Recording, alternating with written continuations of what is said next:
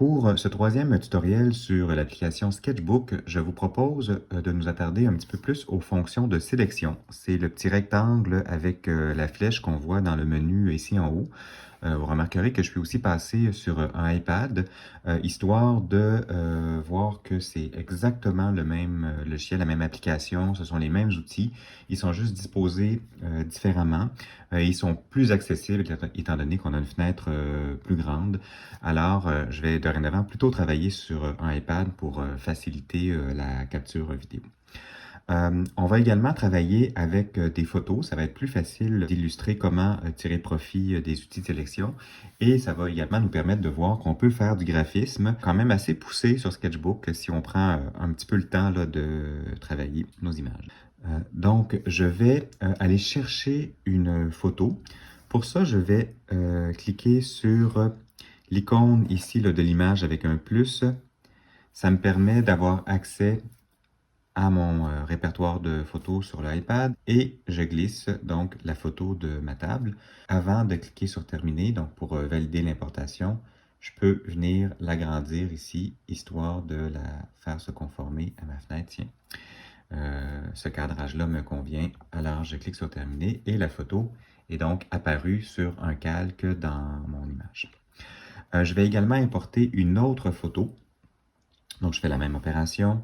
Et je m'en vais chercher cette petite tasse en céramique que je vais rapetisser et valider et qui est apparue également sur un calque au-dessus de ma table. Donc, on va maintenant ouvrir les fonctions de sélection. Allons-y d'abord avec le rectangle. Si je fais un glisser dans mon écran, je me crée un petit rectangle qui est au fond un pointillé là, de points noirs et blancs. C'est le code à peu près universellement reconnu pour les sélections dans les logiciels de traitement des images. Et ce qu'une sélection signifie, c'est que toutes les interventions que je vais faire dorénavant, je vais les faire uniquement à l'intérieur de cette sélection-là et ça me permet de travailler sur une partie de l'image sans pour autant affecter le restant de l'image. Donc, je pourrais me créer un nouveau calque et par exemple, avec un crayon, venir mettre de l'information et on voit bien que je mets de la couleur là, seulement à l'intérieur de mon rectangle de sélection. Je vais revenir en arrière. Je vais également, tiens, jeter ce calque-là, j'en ai pas besoin pour retrouver le calque sur lequel j'ai ma photo. Donc, je pourrais également partir avec ma sélection avec l'outil Transformer qui est juste à côté. Hein, je peux partir avec cette section-ci, la transformer, la tourner, l'amener où je veux et cliquer sur terminer. Cependant, bon, les transformations que j'ai faites se sont appliquées sur le même calque. Donc, quand j'ai pris une portion de l'image pour l'amener ailleurs et je l'ai collé là. Donc, ça a un effet qui est un petit peu, dans ce cas-ci, destructeur là, pour mon image. Ce n'est pas nécessairement ce que je voulais faire. Donc, je vais revenir en arrière. Je vais retourner saisir mon rectangle de sélection, saisir à nouveau une partie de mon image et je peux également, donc si j'entre dans mon calque, faire une série d'actions. Donc les copier, couper, coller peuvent s'appliquer au contenu d'un calque complet, mais peuvent s'appliquer à une sélection à l'intérieur d'un calque.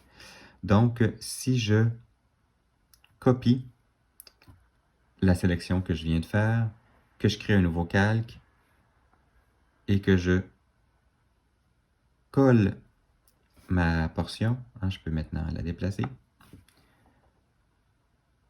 Donc, on voit qu'elle apparaît sur un nouveau calque qui est indépendant de mon ancien. Alors, j'ai maintenant la possibilité de le déplacer à volonté sans pour autant là, affecter le travail que j'ai sur mon calque inférieur. Donc, les fonctions de sélection fonctionnent donc en harmonie avec les fonctions là, couper ou copier-coller qu'on retrouve ici dans les calques. Je vais retrouver mon outil de sélection et je vais m'attarder un petit peu aux fonctions supplémentaires qui sont associées à mes outils de sélection. Donc, les trois premiers icônes, ce sont des différents outils de sélection et les 4 icônes suivants ce sont des compléments pour chacun des outils de sélection. Je vais recommencer par faire un rectangle de sélection et je vais venir choisir le premier complément, ici, qui est un carré qui se transforme en petite flèche. Ce que ça signifie essentiellement, c'est que si je fais une nouvelle sélection, ma sélection va remplacer ma sélection précédente au profit de la nouvelle. Si je pèse sur cette deuxième option, qui est l'option « Ajouter », les sélections que je vais faire dorénavant vont se cumuler. Et si je pèse sur l'option « Supprimer », eh bien, je vais supprimer des sélections. Donc, ce qui me permet de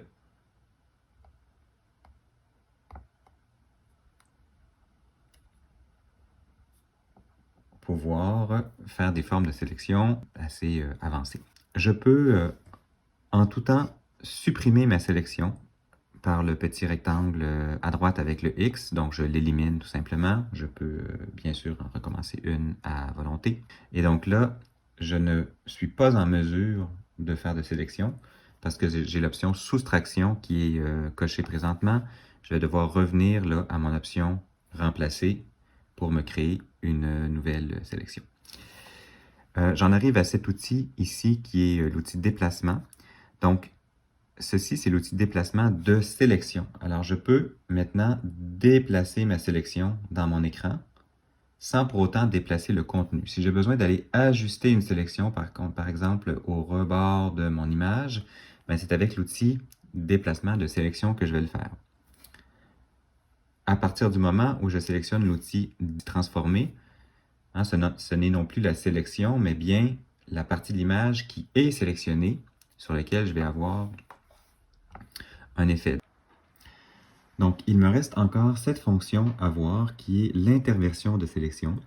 Si je pèse sur cette option-là, vous voyez maintenant le filet de sélection s'applique à tout le cadre. Donc, mon rectangle ici à l'intérieur de mon image est encore là, mais le filet à l'extérieur signifie que la sélection est désormais entre ces deux lignes-là. Donc, si je pèse sur le crayon et que je viens appliquer de la couleur, eh bien, on voit que c'est plus maintenant à l'intérieur du rectangle, mais bien tout le restant de l'image qui est sélectionné. Alors, allons faire un tour maintenant du côté de la baguette magique. Celle-ci fonctionne avec une notion de tolérance. En fait, elle m'aide un peu à faire le travail. Si j'ai une zone dans l'image dont les couleurs sont relativement semblables, la baguette magique peut être assez utile.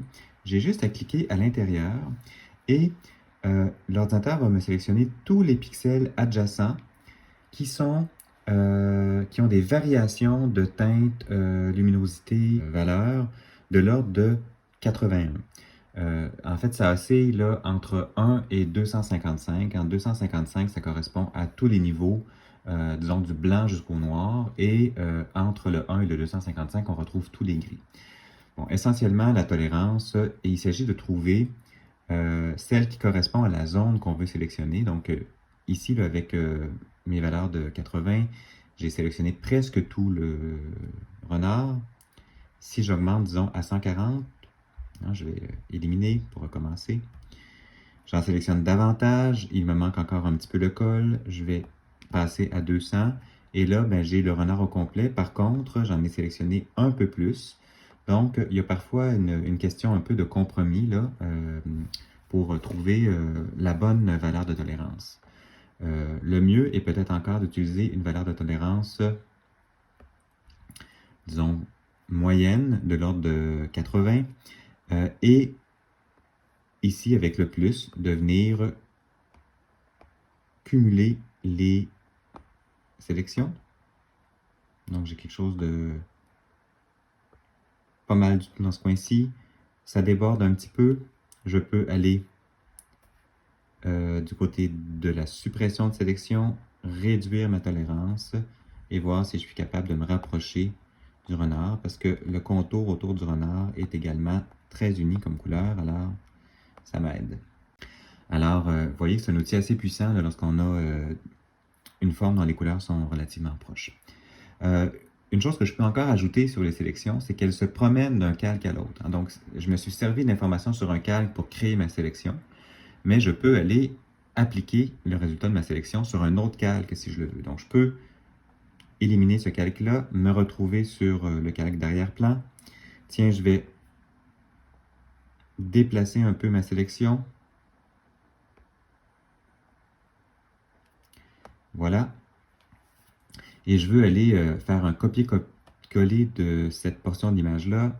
Donc, je dois bien sûr maintenant me rendre sur ce calque-là. Et à partir du moment où je vais faire un copier, eh bien, c'est l'information sur ce calque-là qui est à l'intérieur de ma sélection qui est copiée. Alors maintenant, si je me crée un nouveau calque et que je colle cette information-là, tiens, je vais l'agrandir un peu pour vous montrer ce qu'il y en est. Je vais voiler ce calque-là.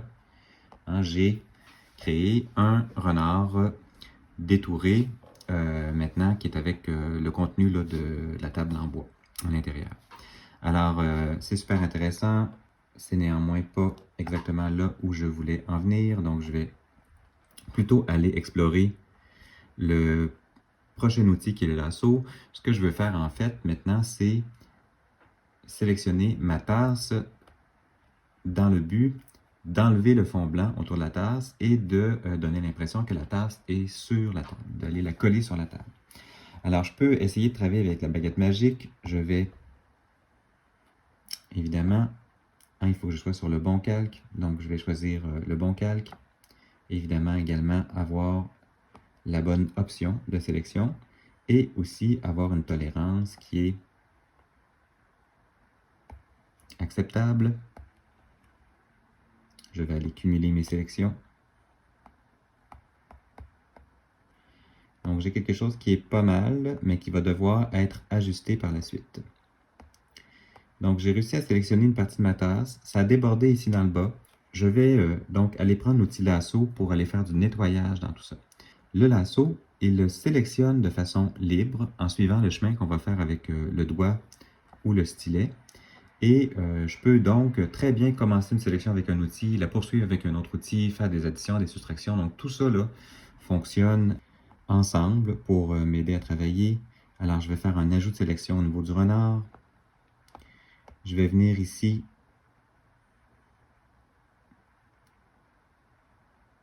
faire une série d'ajouts de sélection pour aller chercher des contours qui sont plus précis.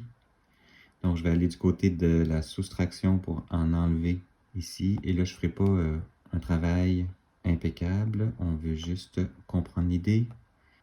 Alors, je peux maintenant, tout simplement, faire un copier, faire un coller